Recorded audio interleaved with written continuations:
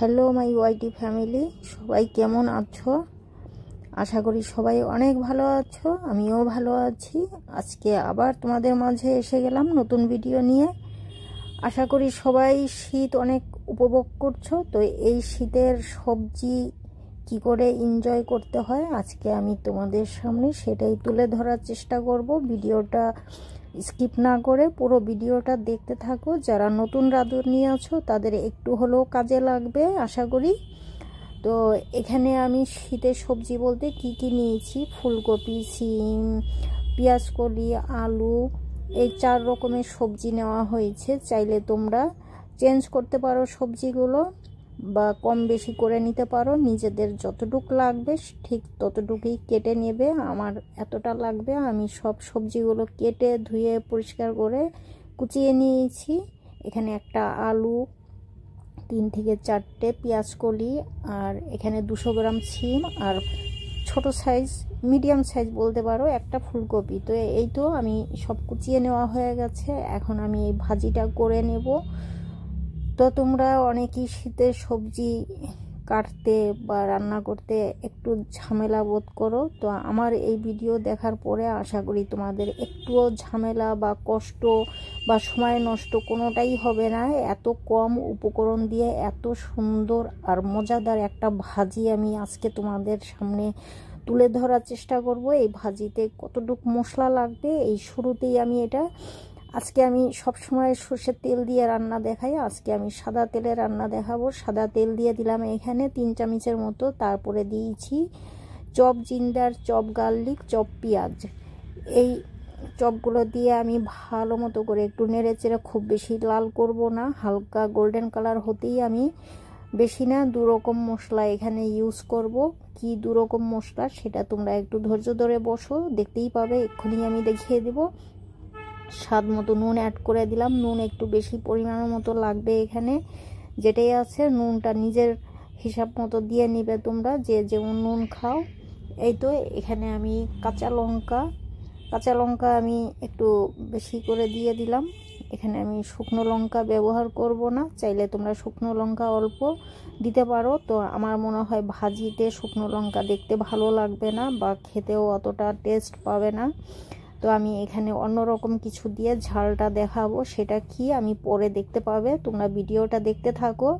তো এই তো নেড়ে চেড়ে আমি লঙ্কা, পেঁয়াজ, আদা রসুন, আমি আদা রসুন পেস্ট এখানে ইউজ করিনি, আমি কুচনো আদা রসুন ইউজ করেছি। এটাতে বেশি ভালো ফ্লেভার পাওয়া যাবে।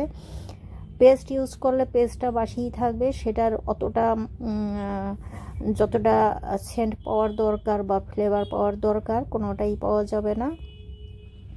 আমি এখানে হাফ টিস্পুনের মতো হলুদ দিয়েছি, হলুদ খুব বেশি দেইনি, নইলে কালারটা ভালো পাবো না। আর এখানে হাফ চামচের মতো এই তো ধনে পাউডার দিলাম। এখন আমি পেঁয়াজকলিগুলো দিয়ে দিচ্ছি। পেঁয়াজকলি দেওয়ার পরে খুব বেশি তেলে ভাজতে লাগে না, এটা এমনিতেই নরম। এখন আমার রান্নার মধ্যে পেঁয়াজকলি মাঝে মধ্যেই দেখতে পাবে। পেঁয়াজকলি আমি খুব পছন্দ করি। তোমরা যদি পছন্দ করো, কে কে পছন্দ করো আর কে কে পছন্দ করো না আমাকে কমেন্টস করে জানাবে প্লিজ। তোমরা কমেন্টস করবে আমাকে, কি ভালো লাগে কি ভালো লাগে না তোমরা কমেন্টস করো না, আমার খুব খারাপ লাগে। আমি তোমাদের কমেন্টসের অপেক্ষায় থাকি। তোমরা কমেন্টস করলে আমার রান্নার উৎসাহ আরও বেশি বেড়ে যায়। এক এক সময় তোমরা কমেন্টস এত কম পাওয়া যায়, এত কম ভিউ পাওয়া যায়, তাতে আমার এনার্জি থাকে না যে আমি ভিডিও দেব। তোমরা যারা ভিডিও করো তোমরা তো জানো একটা ভিডিও বানাতে কত সময় আর কত খাটনিকর কাজ। এই রান্নার খাটনিটা যে রান্না করে একমাত্র সেই বুঝতে পারে। তো যাই হোক, এখানে আমি আলু দিয়ে দিয়েছি। আলুটা সেদ্ধ হতে একটু বেশি টাইম লাগে বলে প্রথম আমি আলুটাই দিলাম। আলু দেওয়ার পরে ভালো মতো করে নেড়ে চেড়ে মিশিয়ে এখন আমি ফুলকপিগুলো এই যে ছোট ছোট করে কেটে রেখেছি, তোমরা চাইলে আরেকটু সাইজটা ছোট বা বড় করতে পারো। আমি আমার মতো করে কুচিয়ে নিয়েছি। এখন ভালো মতো করে সব সবজিগুলো নেড়ে চেড়ে মিশিয়ে দিচ্ছি। তো সিমগুলো আমি এখনই দিয়ে দিব। আর সিমগুলো খুব বেশি বাড়তি থাকে না, এখনকার সিমগুলো বেশি বাড়তি হয় না। আর যদিও 2-1টার মধ্যে আমি অল্প দানা পেয়েছি কাটার সময় সেটা আমি যতটা পেরেছি বেছে আমি বাদ দিয়েছি। আর তোমরা যদি সিমের দানা পছন্দ করো তাহলে তোমরা রাখতে পারো দানাগুলো। আমি পছন্দ করি না বলে আমি যে কটাই দানা ছিল আমি বেছে ফেলে দিয়েছি। এই তো সিমগুলো দিয়ে এখন ভালো মতো করে সব সবজি নেড়ে চেড়ে এখন আমি ঢেকে দিব। এই সবজির মধ্যে জল আমি দেব না, কারণ এটা হয়েছে ভাজি, এটা নিরামিষ তরকারি না। নিরামিষ তরকারিতে জল দিতে লাগে, ভাজিতে কোনোদিন আমি জল ইউজ করি না, তাহলে সেটাকে ভাজি বলা যায় না। সেটা ভাজিতে জল দিলে ভাজির টেস্ট নষ্ট হয়ে যায়। এটা যারা নতুন রাঁধুনি আছো তারা একটু জেনে নাও, তোমাদের জন্য ভালো হবে।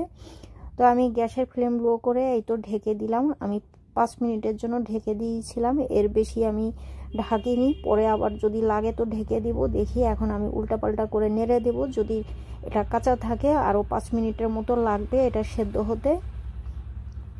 এর মধ্যে থেকে তেল বেরোবে, জল বেরোবে, এটা দিয়েই সেদ্ধ হয়ে যাবে এই ভাজিটা। আর এটা আমি এই শীতের মধ্যে প্রত্যেক বছরে আমি বানিয়ে থাকি। এই ভাজিটা খেতে অসাধারণ, পরোটা, পুরি, রুটি, ভাত এগুলোর সঙ্গে দুর্দান্ত লাগে। চাইলে তোমরা ব্রেডের সঙ্গেও খেতে পারো। যারা ব্রেড খেতে পছন্দ করো বেশি, ব্রেডের সঙ্গেও এটা স্যান্ডউইচের মতো বানিয়ে নিতে পারো। এটা এতই মজাদার একটা ভাজি।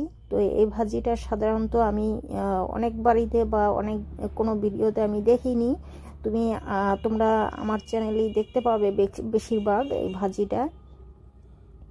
আমি আগেও একবার ছেড়েছিলাম, লাস্ট ইয়ারে একবার হয়তো দিয়েছিলাম, আমার অতটা মনে নেই। যদি কেউ দেখতে চাও তো দেখতে পারো, আর যদি না দিয়ে থাকি সেটার ব্যাপারে আমাকে একটু জানাবে। আর এই আজকের রেসিপি কেমন লেগেছে এটা জানাতে একদমই তোমরা ভুলবে না। ওই যে বললাম তোমাদের কমেন্টসেই আমাকে উৎসাহ বাড়িয়ে তোলে। এই তো ভাজিটা আমার সেদ্ধ হয়ে গেছে। এখন আমি ধনেপাতা কুচি অ্যাড করে দিচ্ছি। আর নতুন ধনেপাতা তো মানে যে কোনো জিনিসে দিলে একদম সেন্টে ভরে যায়, এত ভালো লাগে ধনেপাতা। আমার তো চাই সব কিছুতে। ধনেপাতা দেওয়ার পরে আমি এখানে আরও 1 চামচ ঝাল বাড়াবার জন্য গোলমরিচের পাউডার ইউজ করলাম। এই ধরনের ভাজিতে গোলমরিচের পাউডার সাধারণত আমি দেখতে পাই না, আমি একটু ইউজ করলাম। চাইলে তোমরা এটা স্কিপ করতে পারো।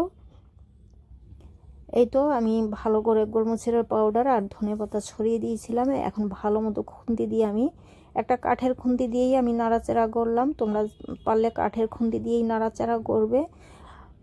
অন্য কোনো খুন্তি দিলে হয়তো ভাজিটা ভেঙে যাবে, গলে যাবে, কারণ এই সবজিগুলো এতটাই নরম, শীতের নতুন সবজি, আর এগুলো বেশি হতে টাইমও লাগে না, আর জল তো লাগেই না। এটা আমি প্রথমেই বলেছি, জল ইউজ করলে এই ভাজিটা যতটা টেস্ট পাওয়ার দরকার ততটা পাবে না। চাইলে তোমরা একটু ইউজ করতে পারো নিজের সুবিধার জন্য। ভাজিটা আমার হয়ে গেছে। এই তো আমি একটা প্লেটের মধ্যে সার্ভ করে নিয়েছি। এই দেখতে যত সুন্দর হয়েছে, খেতে দুর্দান্ত, তোমাদের একদমই বোঝাতে পারবো না এটা কতটা টেস্টি হয়েছে। তোমরা ট্রাই না করলে একদমই বুঝতে পারবে না। তো আমি তোমাদের বলবো তোমরা একবার ট্রাই করো। তোমাদের বাড়িতে এই ধরনের সবজি এখন আসবে, অনেক সবজি এখন বাজারে অ্যাভেলেবেল, পুরো ফ্রেশ সবজি।